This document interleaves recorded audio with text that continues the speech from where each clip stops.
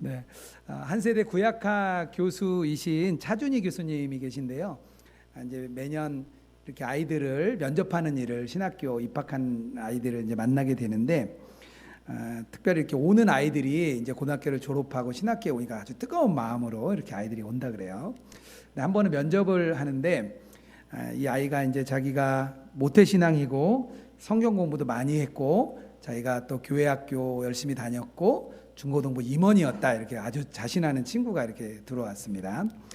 그런데 이제 면접관들이 아주 이렇게 날카로운 질문들을 하니까 이 친구가 좀 당황을 해가지고 답을 잘 못했어요. 그래서 차준희 교수님이 조금 만회할 기회를 좀 주려고 그런 십계명을 한번 좀 외워봐라, 이렇게 이야기를 했습니다. 근데 아이가 이 학생이 뭐 1, 2번 하다가 막 헷갈리고 또 바뀌고 막 하다가 나중에 자리를 박차고 일어나면서 화가 나서 그랬대요.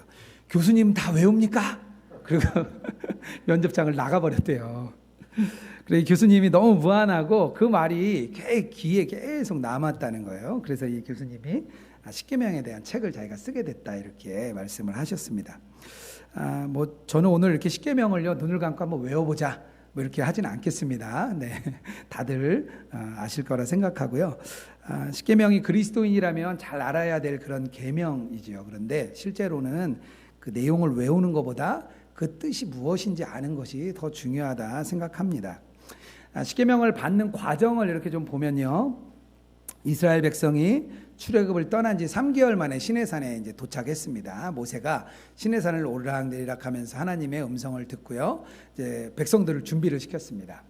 3일 동안 준비를 시키고 드디어 하나님이 천둥과 번개와 많은 구름 가운데 나타나고요, 엄청난 불이 임하면서 하나님이 임하셨습니다. 그리고 십계명을 돌판에 이렇게 주시면서 이렇게 십계명을 받는 과정이 생겼습니다. 이 십계명이요, 보통 이게 2개의 돌판으로 되어 있는데, 보통 이렇게 돌판에 2개의 돌판을 해석할 때 첫 번째 돌판에는 1계명부터 4계명까지 하나님을 향한 의무가 이렇게 있지 않겠느냐, 이렇게 이야기하고요. 또 하나의 돌판에는 5계명부터 10계명까지 이웃을 향한 계명, 그렇게 2가지의 돌판을 주셨을 거다, 이렇게 해석을 합니다. 또 한 가지는요, 이렇게도 해석을 해요. 왜 계약을 하게 되면 우리가 2장을 써서 1장씩 나눠 갔잖아요. 그래서 1계명부터 10계명까지 다 써 있는데 2개의 돌판이 있어서 하나는 내 거, 하나는 하나님 거. 그래서 그 돌판을 어디에 놓냐면 언약궤 안에다가 이렇게 2개의 돌판을 딱 놔둡니다. 왜냐하면 계약의 당사자와 이렇게 계약을 맺었다는 거죠. 근데 뭐 중요한 거는요, 그냥 2개였다는 거 정도만 뭐 기억을 하시면 될 것 같습니다. 출애굽기 34장 1절에 그렇게 나와요. 이제 돌판을 한번 깨트리고 2번째 받는 거죠. 모세에게 이르시되 너는 돌판 2를 처음 것과 같이 다듬어 만들라. 내가 깨트린 처음 판에 있던 말을 내가 그 판 위에 쓰겠다, 이렇게 말씀을 하십니다. 2개의 판에다가 분명히 써 주신 거죠.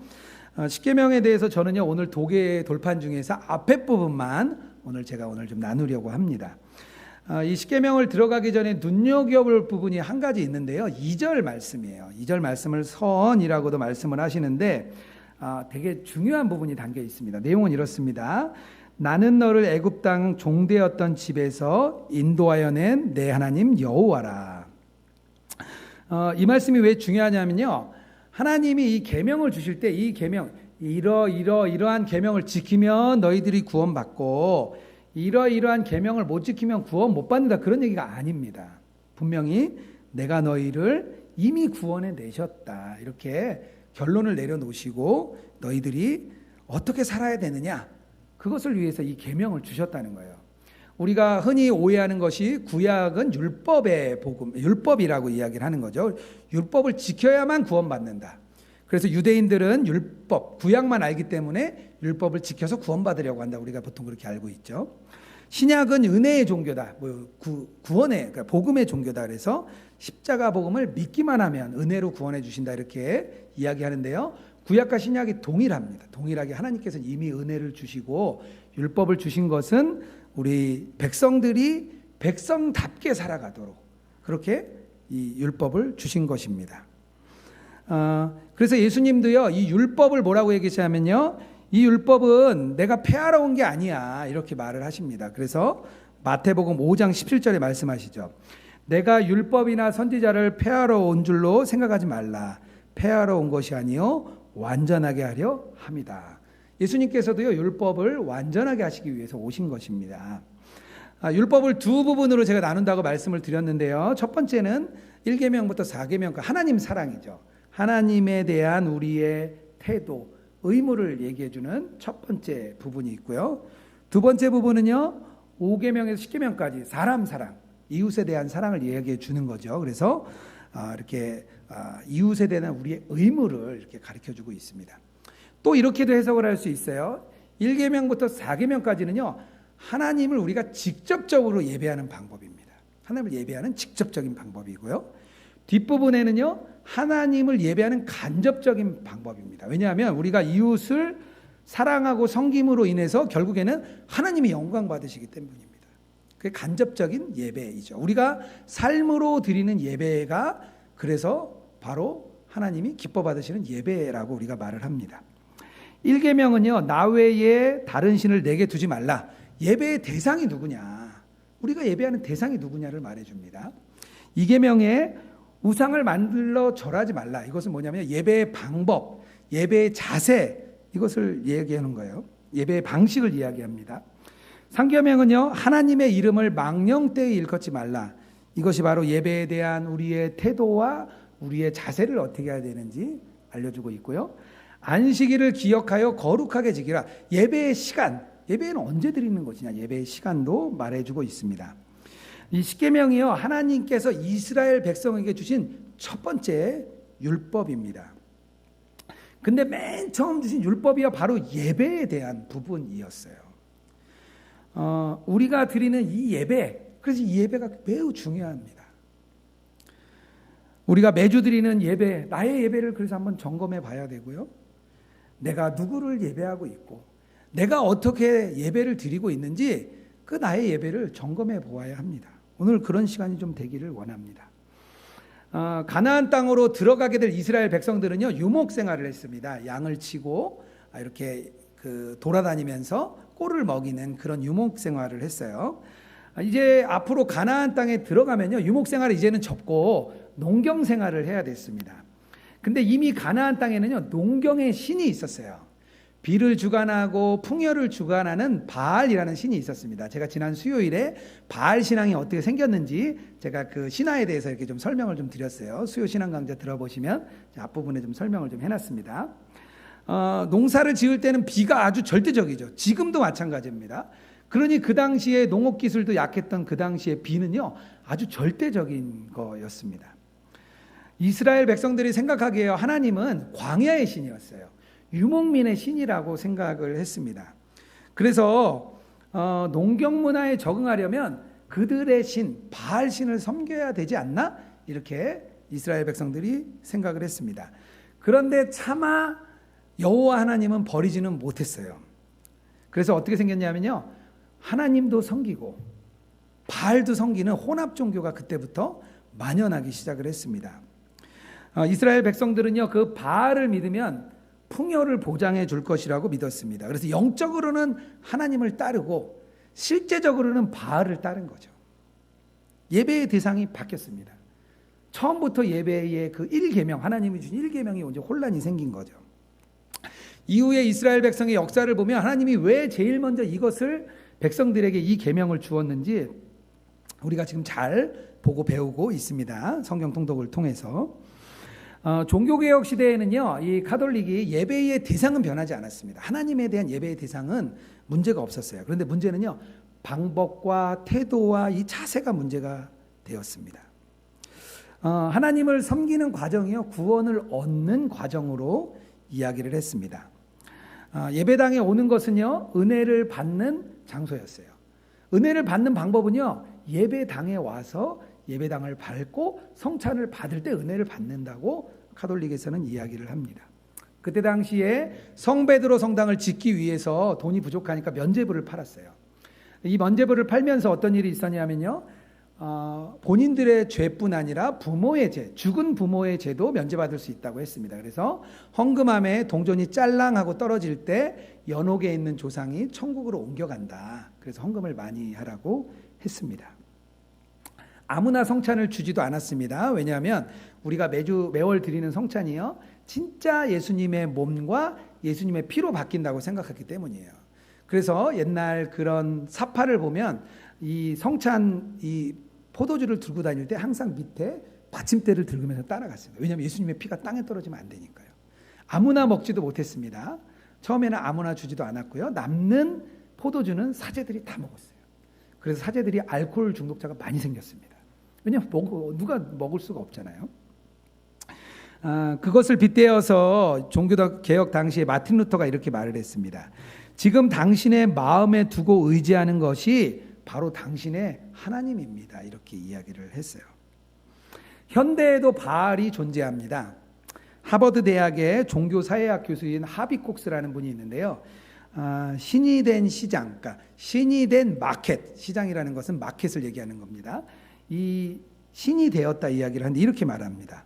21세기의 기준은 오직 돈, 즉 경제가 될 것이다. 경제적인 이익에 따라 악운과 적군이 결정되고 21세기는 여호와 하나님과 시장, 마켓의 하나님이 경쟁하게 될 것이다.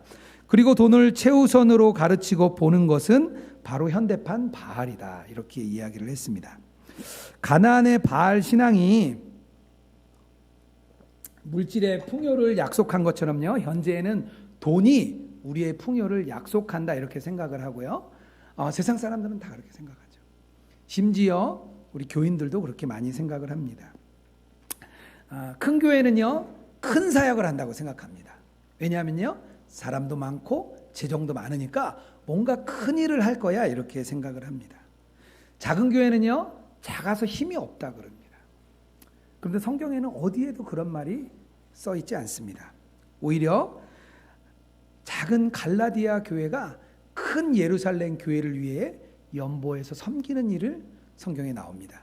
작은 빌립보 교회가 어려운 중에 연보하여 다른 어려움들을 섬겼다라고 성경에서는 작은 교회들을 오히려 칭찬을 해주고 있습니다.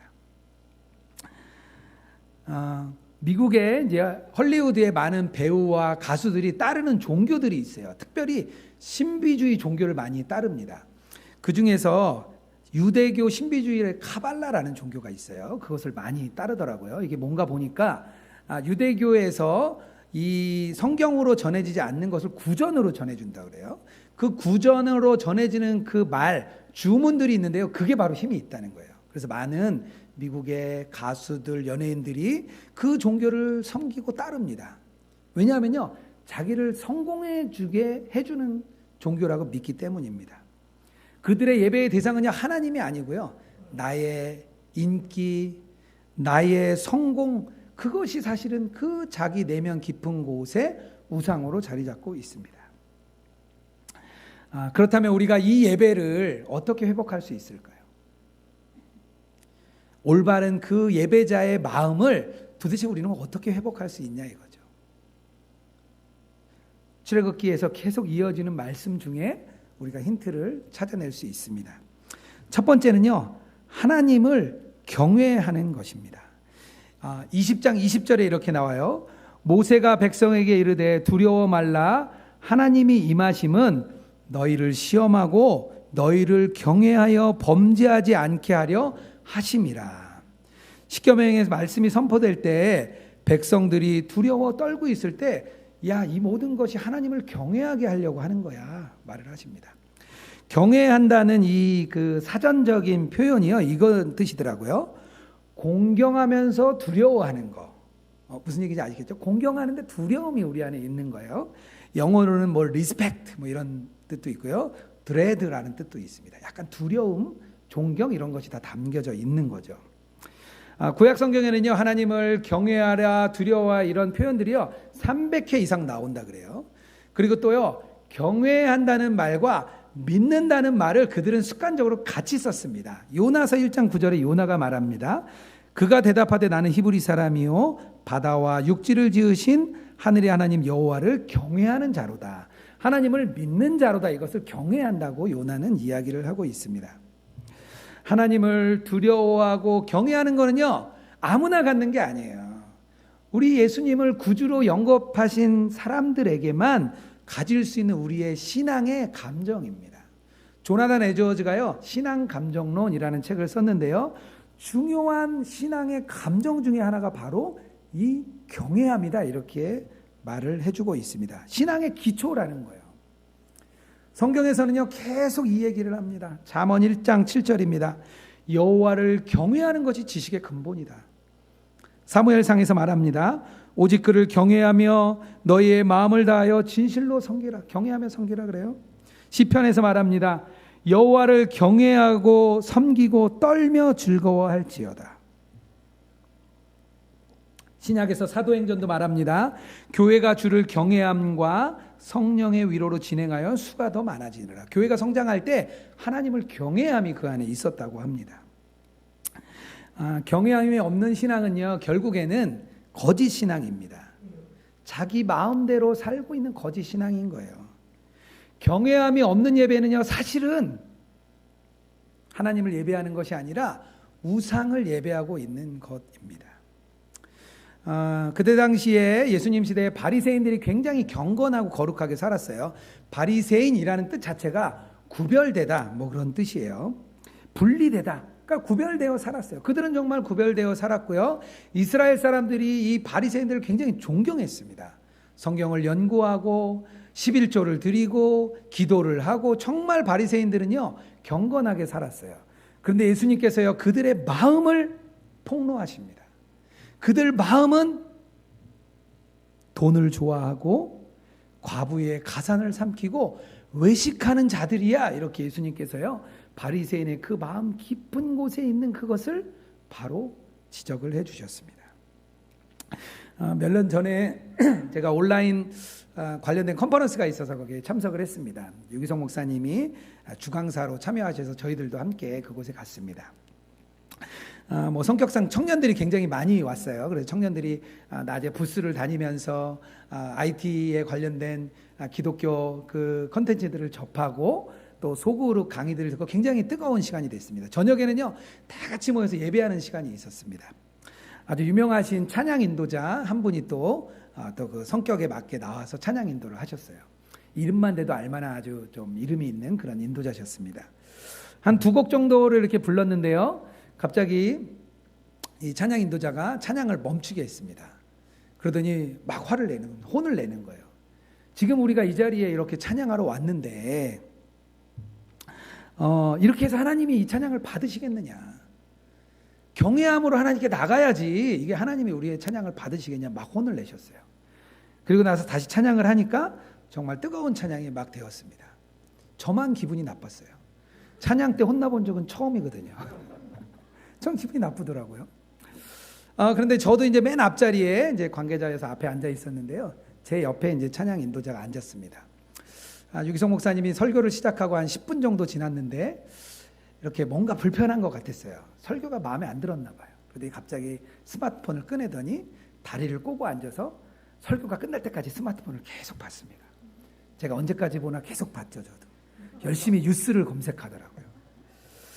저는 그분이 유명한 찬양 인도자고 자기가 맡은 찬양 인도는 멋지게 해냈을지 모르지만 저는 그분은 하나님을 경외하는 사람이라는 생각이 들지 않았습니다. 사도행전에 보면 로마가 파송했던 유대인 촌농 벨릭스가 나옵니다. 이 벨릭스가 감옥에 있는 사도 바울을 데려다가 신문을 했습니다. 그의 아내는요 드루실라라는 유대인이었어요. 아마 그래서 그는 이 유대 종교에 대해서도 좀 알았던 것 같아요. 그리고 복음을 들었습니다. 사도행전 24장 25절이에요. 바울이 의와 절제와 장차 오는 심판을 강론하니 벨릭스가 두려워하여 대답하되 지금은 가라. 내가 틈이 있으면 너를 부르리라. 두려웠어요. 복음을 들은 벨릭스가 두려웠습니다. 그런데요 벨릭스는요 그 다음 절에 보면 그 마음이 나옵니다. 동시에 또 바울에게서 돈을 받을까 바라는 고로 더 자주 불러 이야기하더라. 그는 말씀을 들으며 두려운 마음이 있었는데요 돈을 더 사랑했습니다. 진정으로 두려워했던 경외함이 아닌 거예요. 빌립보서에서 사도 바울이 말합니다. 두렵고 떨림으로 너희 구원을 이루라. 하나님을 경외하는 이 예배의 마음이요 예배에만 집중되는 것은 아닙니다. 우리의 삶에도 온전하게 하나님을 대한 두려움으로 우리가 살아가야 돼요. 에베소서 5장 21절입니다. 그리스도를 경외함으로 서로 복종하라. 성도들 간의 관계에서도 경외함을 가지고 관계를 맺으라는 거예요. 그가 경건하여 온 지방과 더불어 하나님을 경외하며 백성을 많이 구제하고 하나님께 항상 기도하더니, 사도행전에서도 말합니다. 경외하는 사람을 마음을 가지고 기도하고 구제하라는 거예요. 우리가 하나님을 경외할 수 있는 것은요, 하나님이 하신 일 때문이에요. 이스라엘 백성에게 너희가 나를 경외하라 할 수 있었던 것은요, 이집트로부터 종되고 죽을 수밖에 없던 그들을 구원하여 내셔서 하나님이 가나안 땅까지 인도하셨기 때문입니다.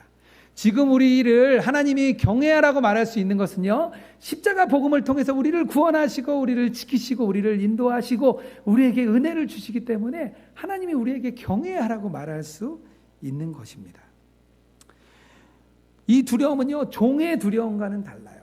종의 두려움은요, 형벌을 피하고자 하는 두려움입니다.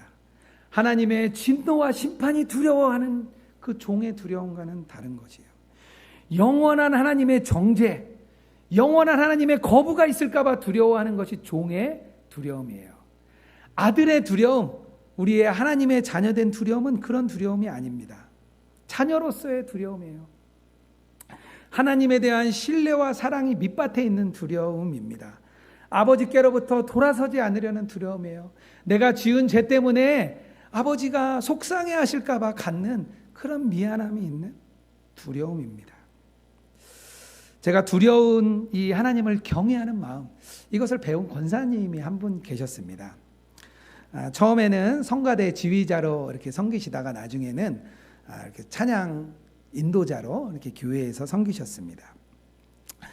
대학을 영문과를 나와서요, 또 번듯한 직장이 있으셨습니다. 그런데 그분이 늘 이야기를 하셨어요. 자기는 나의 주 직업은 찬양 인도자가 나의 주 직업이고, 이 회사에서 일하는 이 일은 이 주 직업을 지켜주기 위한 보조 직업이라고 이야기를 하셨습니다. 그렇다고 이분이요, 직장 생활을 소홀히 하신 분이 아니셨어요. 회사에서 우수사원으로 뽑혀서 2년 동안 미국에 전 가족을 다 보내줘서 생활비도 주고 학비도 줘서 공부해서 오라고 그렇게 회사에서도 인정받는 그런 분이셨습니다. 그분이 인도하는 찬양 인도는 늘 뜨거웠어요. 특별히 이렇게 시작하기 전에 던지는 한마디 멘트가 늘 가슴을 뜨겁게 했습니다. 나중에 왜 그런가 물어보니까요, 그 한마디를 전하기 위해서 일주일 내내 준비를 하시는 거예요. 매일 큐티를 하고 큐티 노트를 적고 그 중에서 가장 은혜가 있는 내용을 첫마디로 딱 전하셨습니다. 예배가 끝나고 우리가 함께 항상 예배를 연습을, 다음 주를 위한 연습을 했습니다. 그런데요, 그 연습하는 시간은요, 늘 예배 연속이었어요. 함께 찬양하고 눈물로 기도하는 그런 시간이 되었습니다. 나중에 미국으로 교수로 가시게 됐는데 떠나갈 때 너무 마음이 아쉬웠어요. 그분을 대처할 만한 사람이 없는 거예요. 그 뜨거움을 대처할 만한 사람이 없었습니다. 우리 함께하는 많은 사람들이, 청장년들이 어려움을 가지고 그냥 힘들어서 왔다가 마음의 회복을 얻고 은혜를 얻었습니다. 그 권사님을 가장 잘 따르던 사람이 2명 있었는데요, 한 명은 목사가 됐습니다. 누군지 짐작이 가시죠? 접니다. 한 명은 장로님이 됐어요. 올해 장로로 직임을 받았습니다. 하나님을 진정으로 정말 경외하고 사랑하는 마음, 그런 예배자의 마음을 제가 보면서 옆에서 참 배웠습니다. 우리 예수동인교회 모든 교우들이 이런 예배자의 마음을 가지고 예배하시기를 주님의 이름으로 축복합니다. 두 번째로 예배자의 마음을 회복할 수 있는 길이 또 한 가지가 더 있는데요. 뭐냐 하면 하나님을 직접 만나는 겁니다. 성경에요, 십계명이 2번 등장합니다. 출애굽기 20장과 신명기 5장에 2번 이렇게 나오게 되는데요. 이 십계명을 제외한 모든 율법은요, 모세를 통해서 주어졌습니다. 20장 22절이에요. 여호와께서 모세에게 이르시되 너는 이스라엘 자손에게 이같이 이르라. 모든 계명은요, 모세를 통해서 우리에게 주어졌습니다. 20장 1절에 한번 보겠습니다. 하나님이 이 모든 말씀을 말씀하여 이르시되. 십계명은 좀 달랐어요. 오직 이 십계명만큼은 이스라엘 백성에게 직접 주신 하나님의 말씀입니다. 하나님이요 직접 이렇게 알려주고 싶어 하셨어요. 그런데 오히려 이스라엘 백성들이 거부를 해요. 뭐라고 거부하냐면요, 20장 19절이에요. 모세에게 이르되 당신이 우리에게 말씀하소서 우리가 들으리이다. 하나님이 우리에게 말씀하지 말게 하소서 우리가 죽을까 하나이다. 마치 종의 두려움처럼 하나님을 만나면 죽을까 싶어서 못 만나겠다는 거예요. 그 뒤로 이스라엘 백성들은 예수님이 오시기 전까지요 직접 하나님을 만나지 못합니다. 1년에 한 번 대제사장이 지성소에 들어가서 한 번 하나님을 만났습니다. 제사장을 통해서 예언자와 선지자를 통해서만 이스라엘 백성은 하나님의 음성을 들을 수가 있었습니다. 그런데요, 하나님께서는요 직접 우리를 만나시고 싶은 거예요. 그래서 어떻게 하시냐면요, 예수님을 이 땅에 보내십니다. 예수님이 이 땅에 오셔서 십자가에서 죽음을 맞이하실 때 일어난 사건이 있는데요, 성전의 지성소를 가로막고 있는 휘장이 반으로 찢어졌습니다. 그 이야기는 뭐냐면요, 하나님이 우리를 직접 만나시겠다는 거예요. 우리와 하나님 사이에 가로막고 있던 휘장막이 찢어졌습니다. 아예요, 하나님이 우리 안에 오셨어요. 우리 안에 오셔서 우리 안에 내주하시고 우리와 함께 동행하시기 원하시는 하나님의 그 마음이 있습니다. 이것은요 우리에게 주신 아주 특별한 자녀들의 특권입니다. 한 교회의 사모님이 은사가 두드러지게 나타나시는 분이 있었습니다. 굉장히 은사자셨다 그래요. 기도에 힘이 있고 능력이 있는 그런 분이셨습니다. 얼마나 은사가 많으셨는지 남편 목사님도 중요한 일이 있을 때는 꼭 하나님께 직접 묻지 않고요, 사모님께 부탁을 했다 그래요. 사모님이 함께 기도하는 그룹이 있는데 그러면 그 그룹에게 그 이야기를 전하고 그 기도 제목을 받아서 다시 그것을 이제 목사님께 전해 주셨다 그래요. 여보, 하나님 뭐라 그래? 그렇게 늘 물어보셨대요. 전 그 이야기를 듣고 너무 깜짝 놀랐어요. 좀 충격을 좀 많이 받았습니다. 물론 중요한 일이기 때문에 정말 하나님의 그 말씀이 너무 간절했겠죠. 하지만 제가 보기에 그 목사님은 예수님이 우리 안에 계시다는 것에 대한 진정한 확신이 없으신 것 같았어요. 미국에 아이합이라는 곳이 있습니다. 24시간 예배를 하는 그런 곳입니다. 24시간 동안 끊이지 않고 예배와 찬양이 계속 올려지는 곳이에요. 한국에도 한 10여 년 전에 왔었습니다. 많은 분들이 그곳에서 은혜를 받고 영적인 회복을 누렸습니다. 그런데 문제가 생기기 시작했어요. 뭐냐면요, 그 아이합 안에 예언자 그룹이 있었습니다. 예언의 은사가 있고 기도하는 그룹이 있었는데요, 그분들에게 기도 제목을 요청하면 그분들이 기도에 응답을 받아서 답변을 주는 그런 시기였습니다. 돌아간 목사님들이 교회 안에 사안이 있을 때 아이합에 부탁을 하고 기도에 답변을 받아서 그대로 행을 했습니다. 그런데요, 그대로 행했는데 문제가 많이 생기기 시작했어요. 심지어는 나중에 계속해서 전화가 와서 교회의 일을 계속 간섭하기 시작했습니다. 미국 교회 안에서 문제가 아주 커졌습니다. 그래서 나중에 아이합 대표인 마이클 비클이 직접 인터뷰를 하면서 그것에 대해서 자기네가 잘못했다고 회개를 하기도 했습니다. 한국에 동일한 문제가 일어나면서 많은 보수 교단들이 교류금지 조치를 내렸습니다.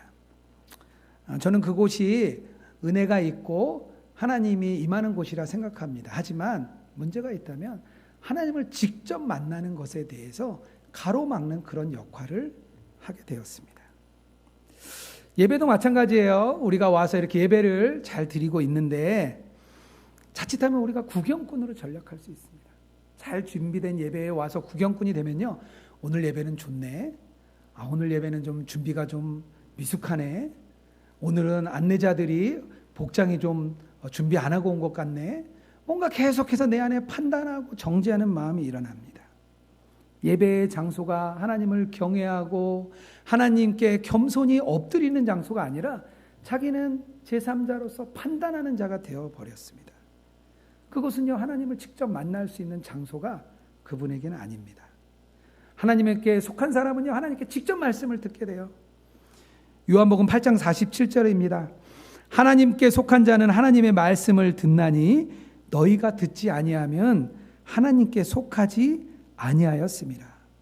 우리가요, 하나님께 속했기 때문에 우리가 하나님의 말씀을 들을 수 있는 것입니다. 우리가 하나님께 속했기 때문에 그분과 동행할 수 있는 거예요. 예배는요, 하나님과 직접 만나는 것이 아주 극대화되는 그런 곳입니다. 예배를 인도하는 사회자도 말씀을 전하는 설교자도 중간자가 아닙니다. 오직 예수 그리스도만이 중보자이시고 우리를 통해 하나님을 만나게 하는 것입니다. 설교자나 사회자나 찬양 인도자는요, 하나님께 함께 갈 수 있도록 그냥 걷는 사람이에요. 마치 여행 가이드가 아름다운 여행지에 가서 함께 여행하는 사람들을 데리고 가서 보여주는 것과 같은 그런 역할입니다. 하나님을 직접 만날 수 있도록 이끌어주는 것이 예배 인도자들의 역할입니다. 예레미야 29장 13절입니다. 너희가 온 마음으로 나를 구하면 나를 찾을 것이요 나를 만나리라. 예배 속에서요, 우리가 하나님을 만나고자 하는 그 갈망을 가지고 이 자리에 앉아 계시면 하나님이 만나 주십니다. 고린도전서 14장 25절에 말합니다. 엎드려 하나님께 경배하며 하나님이 참으로 너희 가운데 계신다 전파하라. 우리가 엎드려 경배할 때 하나님이 우리 가운데 계신다는 거예요. 제가 지난주에 독감이 걸려서 한 3일 정도 이렇게 누워 있었습니다. 저도 이렇게 심한 독감은 처음 알았던 것 같아요. 그래서 저도 이거 코로나가 아닌가 이렇게 좀 의심을 했습니다. 병원에 갔더니 열이 계속 오르고 내리고 하니까 코로나 검사를 좀 맡아보라고 했습니다. 그래서 몸이 너무 아픈데 가서 검사를 맡았어요. 저는 벌써 4번째 검사를 맡았습니다. 많은 사람을 만나다 보니까 증상이 없는데도 이렇게 계속 그렇게 되더라고요. 다행히 이제 코로나는 아니었어요. 그런데 너무 아프니까요, 제가 할 수 있는 게 없었어요. 성경을 읽는 것도 어렵고 책을 읽는 것도 어렵고 이렇게 스마트폰을 보는 것도 어려우니까요, 거기 뭐 동해일기를 쓰지도 못했습니다. 아프니까 이렇게 사역의 자리에 나오지도 못했습니다. 제가 평소에 하고 있는 경건의 활동이 다 그쳐진 거예요. 근데 저는 좀 그렇게 생각이 있었어요. 제가 평소에 하고 있는 경건 활동이 저는 제가 하나님께 드리는 성적표라고 생각을 했습니다. 목회자로서 섬기는 이 사역들이 나의 성적표고, 매일 말씀 읽고 기도하는 것이 나의 성적표고, 하나님을 아는 그 지식을 알아가는 것이 나의 성적표라고 생각을 했습니다. 그런데 제가 누워 있으니까요, 내 성적표가 빵점이 된 거예요. 아무것도 할 수 없는 상황이 됐습니다. 그런데 남는 게 한 가지 있더라고요. 남는 게 하나 있었는데요, 바로 예수님에 대한 생각이었습니다. 제가 누워서 유일하게 할 수 있는 거는요, 예수님을 그냥 생각하는 거였어요. 오직 예수님만 제 안에 남아 있었습니다. 제 모든 경건의 성적표가 빵점이 됐는데도 예수님은 동일하게 제 안에 계셨고 동일하게 저를 만나 주셨습니다. 제가 그래서 이렇게 아프고 난 다음에 알았어요. 하나님이 그것을 좀 알게 하시려고 이 아픈 것도 허락한 게 아닌가 깨달아졌습니다. 직접 예수님을 만나는 것이 중요하다, 그것을 아마 알려주려고 했던 것 같습니다. 우리 사랑하는 성도 여러분께 묻고 싶습니다. 오늘 예배 가운데 여러분의 마음은 어떠십니까? 한 주간을 살아가면서 어떤 마음으로 하나님을 예배하고 사셨습니까? 내가 예배하고 있지만 세상의 온갖 문제들, 생각들, 걱정들, 염려들이 내 머릿속을 가득 채우고 있어서 오늘 드리는 예배가 그저 의무방어전처럼 앉아 계신 건 아닌지 우리 자신을 좀 돌아보면 좋겠습니다. 우리가 바르게 예배를 회복하는 것은요, 우리가 하나님을 경외하는 마음을 갖는 것입니다. 그리고요, 하나님을 우리가 직접 만나는 거예요. 그 예수님을 생각하고 예수님과 동행하면서 우리가 살아간다면 우리의 마음이 달라지고 하나님과의 그 삶이 달라질 줄 믿습니다. 예배자의 마음으로 변화되는 우리 모든 예수도경교회 되기를 주님의 이름으로 축복합니다.